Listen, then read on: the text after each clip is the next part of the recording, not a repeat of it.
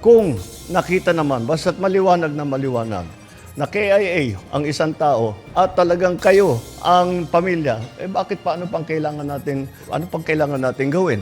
Kaya sisiplehan po natin para po lahat ng mga dapat tumanggap ng tulong sa ating pamahalaan ay mabibigyan kaagad kapag sila ay namatayan.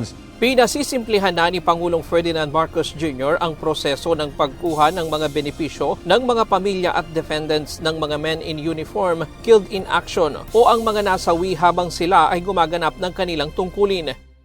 Sabi ng Pangulo, ikinalungkot niyang malaman na hindi na ibibigay ng tama at mabilis ang mga ipinapangako ng pamahalaan na mga benepisyong nakalaan sa pamilya ng mga nasa serbisyo na nagbubuwis ng buhay para sa kapakanan ng ating bayan.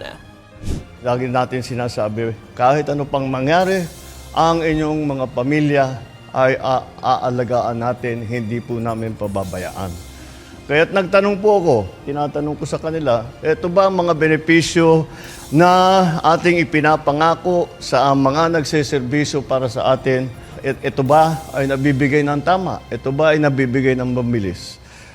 Medyo nalungkot ako dahil ang sagot, hindi pa naibigay. Sabi ko, bakit? Bakit naman na hanggang ngayon na napakatagal na ay hindi pa nila naramdaman yung tulong ng ating pamahalaan at ang pasasalamat ng isang buong bansa sa kanilang serbisyo. Ang nakikitang dahilan ng mabagal na proseso sa pagkuha ng claims ay ang komplikadong documentary requirements na kailangang maibigay ng mga dependents. Kaya ang pamahalaan na mismo ang nag-ayos ng mga dokumento para mas maging makahulugan ang paggunita ngayong araw ng kagitingan. Kaya kayo, mga beneficiaries ng ating mga programa para sa mga pamilya ng mga nasawi habang sila ay nagsiservisyo sa bansa, ay ngayong araw na ito, masasabi ko, maibibigay na namin lahat ng inaantay ninyo na napakatagal. Hindi dapat naging ganito katagal. Ngayong araw, pinangunahan ni Pangulong Ferdinand Marcos Jr. ang pamimigay ng benepisyo sa mga pamilya at dependent ng mga men in uniform na nasawi habang gumaganap ng tungkulin. 62 pamilya at dependents ang tumanggap ng benepisyo, kabilang na ang ilan galing sa Philippine Army, Philippine Air Force, Philippine Navy, Philippine National Police, Philippine Coast Guard, Bureau of Fire Protection at CAFGU. Kabilang rin dito ang pamilya ng mga nasawing piloto mula sa bumagsak na FA-50 sa Bukidnon noong Marso. Ayon kay Jovenel Dadulla, kapatid ng isa sa 2 pilotong nasawi, hanggang ngayon ay nangungulila pa rin sila sa kanilang kapatid. Gayunman, nagpapasalamat ito ngayong mapapadali na ang proseso sa pagkuha ng mga benepisyo ng mga nasawing men in uniform.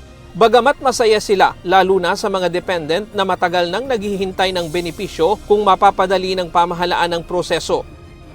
Sa amin naman po, kasi it has just been a month na nangyari, kaya hindi po talaga namin alam kung gaano katagal for the others ito.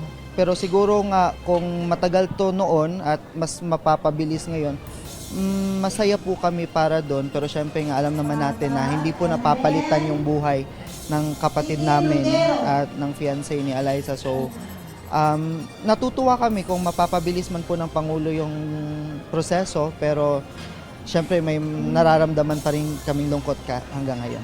Nakatanggap ng 500,000 pesos ang mga pamilya ng mga nasawing men in uniform mula sa Comprehensive Social Benefit Program ng pamahalaan at binigyan din sila ng tig 100,000 pesos mula sa Office of the President. Ryan Lacanlale, UNTV News and Rescue. Diyos ang aming sandigan, serbisyo publiko ang aming pinahahalagahan.